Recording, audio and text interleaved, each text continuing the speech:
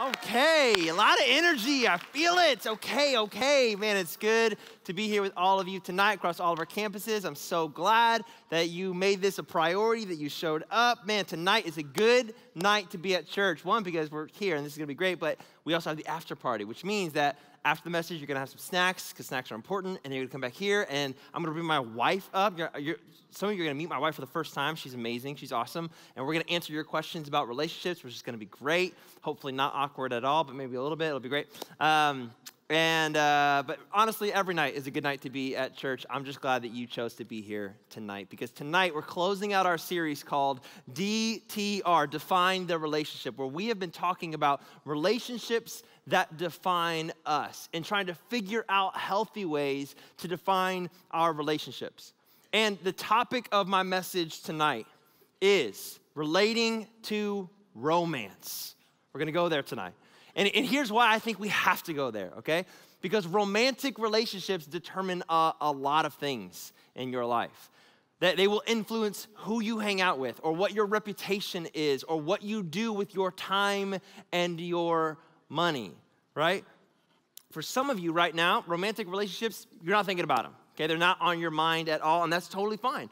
You're focusing on your friendships, and like we talked about last week, focusing on becoming a good friend and surrounding yourself with good friends will only make your life better. That's awesome.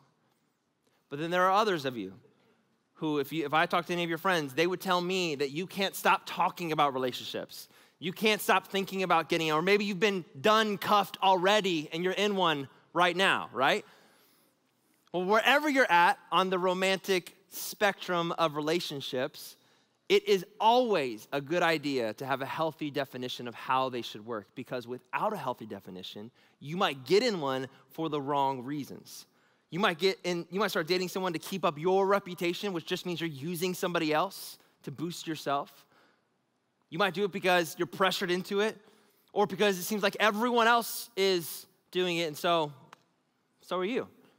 I had a friend in high school who never liked doing things because everyone else was doing them. So when prom came around and everyone was asking, for dates and stuff like that, he came to me, he's like, dude, what if we didn't ask anyone to prom?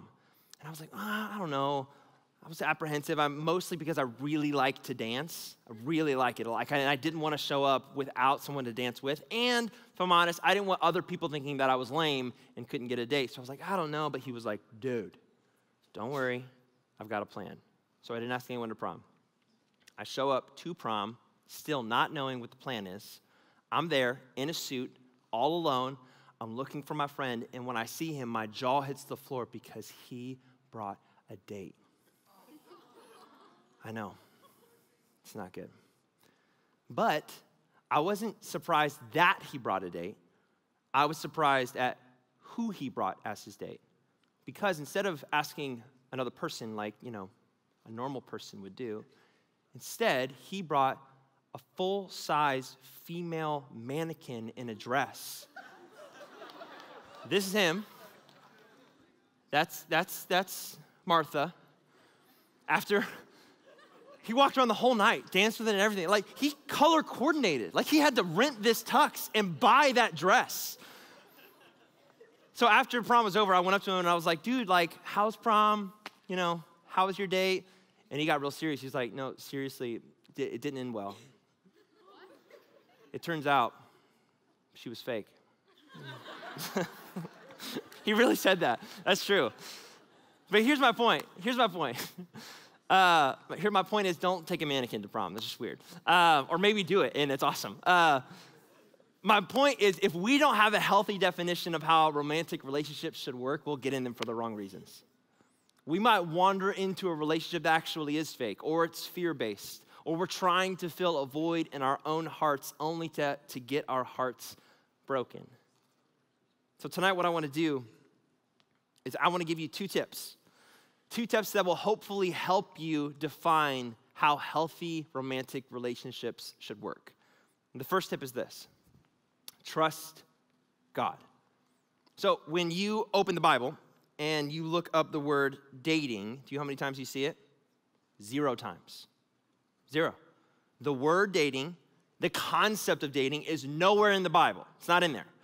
And the reason I like to bring that up is because I think sometimes we think of the Bible as this big, old, mysterious book that's supposed to have all of the magical answers to all of our specific decisions and actions in life. And when we approach the Bible that way, we are really disappointed because it doesn't work that way. Instead, the Bible is an old, big, mysterious book, but it's about God. And it's about how you and I are invited to live our best life by using and learning God's wisdom to experience God's joy in this life. That's the point of the Bible. And that's why when it comes to dating or romantic relationships, there isn't a verse in the Bible that tells you the name of the person that you should date and then someday marry. It's not in there. Instead, the Bible invites you to learn how to live, how to treat people, and most importantly, how to experience God's joy in romantic relationships. Which is why my first tip to you is not having to do with anybody except for God. My first tip to you is to trust Him before you trust anybody else. The writer of Psalm 37 put it really simply. He said, trust in the Lord and do good. And I'll be honest with you, I can't think of any better dating advice than that. Trust in the Lord and do your best to be honest and kind, to be upright and righteous, to take care of other people. And I'm not just telling you this because I'm your pastor. I mean, I am, and I love you, and I want to talk to you about this. But I've also seen this play out in my life. Like, I used to think that trusting God was trying to convince God to give me what I want. Do you know what I mean? So, like, if I liked a girl, I would go out to my front yard where I had a basketball hoop set up. I would shoot some hoops, and before I would take a shot, I was like, all right, God, if I make this next shot, she's into me. And if I made it, I was like, yo, I bet she's into me now, right? Or if I was texting a girl, because, that's how we did it back in the day. We texted people. If I was texting a girl, before I would send a text, I would say, hey, okay, God, if she gets back to me in the next 5 minutes, then she's supposed to be my girlfriend. And if she got back to me in the next 5 minutes, I was like, what's up, girl? We're practically dating. Which is real creepy. Guys, don't do that. That's not the right way to go about dating at all. Okay, it's bad advice. But I would do all kinds of silly, superstitious stuff like that because I assumed that getting into a relationship was the key to my happiness. And if God wanted me to be happy, then He would give me a girlfriend, right? But I had it all backwards. See, because trusting in God is not about convincing Him to give me what I want. Trusting God is when God is enough for me. When He by Himself is all that I need. When we trust God, we're making a decision that God's love for us, that our identity in God's love and our connection to God is all that we need to be filled with joy, happy, and whole. And this is so crucial when it comes to dating relationships.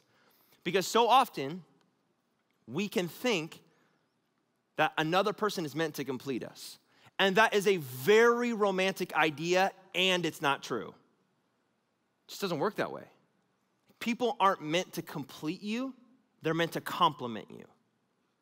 Like if you are in a relationship, or you want to be, or you want to get married someday, I hope that it's with someone who complements your weaknesses, who gives you grace when you aren't perfect. And by the way, we shouldn't expect other people to be perfect, right? That person doesn't exist. Like, I love my wife a lot, right? We have 2 kids together. Like, I am in this marriage thing all the way. But I've still got issues. Like, I'm messed up on the inside, and some of my issues deal with me loving and supporting her. And the last thing that I want is for her to assume that I'm perfect and to constantly let her down. That only leads to heartbreak and disappointment. Instead, romantic relationships work best when 2 imperfect people trust God and His perfect love for them individually and together. That's why it's best, before you start dating or before you start getting serious about dating, to learn to trust God. Learn to trust Him when you're single and you really want a relationship. Practice then that He really is enough for you. That relationship won't give you all the happiness that you want, but it can be found in God. Learn to believe that what he says about you is true and that his love for you is better and more sufficient than any love you can get from any person or any place. Learn to trust that God is enough for you. That way, when you do enter into a relationship someday, you're not expecting them to complete you because you have already been made complete in God's love for you. So when it comes to dating relationships, first, trust God. The second tip I have for you is this: set boundaries. Set boundaries. Now, when I say set boundaries, what I'm really saying, what I'm trying to get at is learn to make decisions and commitments about who you are and what you will and won't do in a dating relationship. And a great place to start setting boundaries is with your body, especially when it comes to sex. Now look, whenever the Bible talks about sex in a healthy, life-giving way, it's always in the context of marriage. And the reason for that, and there is a reason for that. It's not just there to make you sad and upset, okay? The reason for that, I used to think that, but the reason is because God created you and me to experience intimacy with commitment. The two go together. They're not separated. He created us for intimacy with commitment every time. A lot of the time, the reason people want sex in the first place is because they have a deeper desire for intimacy, to be connected to somebody else, to feel like they belong with someone else. But here's the thing. Sex is not a shortcut to intimacy. It doesn't work that way. I mean, that's the reason why porn is really destructive for our souls. The reason is people are wanting intimacy with another person, but they try to get at it by a completely physical avenue. That's like wanting more friends and thinking, if I just eat more Big Macs, I'll have more friends. Like those Big Macs will do something for you, you know what I mean? Like they'll taste good, but they'll probably like give you a heart attack or something eventually. Same thing goes when we mistreat and misunderstand sex. It's not a shortcut to intimacy. It's the overflow of it. See, in order to find true and meaningful intimacy with someone, you need to be committed to them. They need to be committed to you, and that's why marriage exists. Because it's the place where commitment and intimacy work best. And look, setting boundaries for yourself when it comes to sex is not repressive. What I mean by that is sometimes we can think that if we have self-control, especially over our sexuality, that it's holding us back, that it's stopping us from something. But honestly, that's not true. The reason setting boundaries for yourself, especially when it comes to sexuality, is a good thing is it communicates to yourself and to everyone around you that you are valuable and you deserve to be treated that way. Setting physical boundaries is making a promise to yourself and to God to uphold your self-worth. Because when God created you, he thought you were valuable. When God made you, he thought that you were worth something. In Ephesians, which is in the New Testament of the Bible, a guy named Paul wrote this, and he said, "For we are God's masterpiece. He has created us anew in Christ Jesus so we can do the good things he planned for us long ago."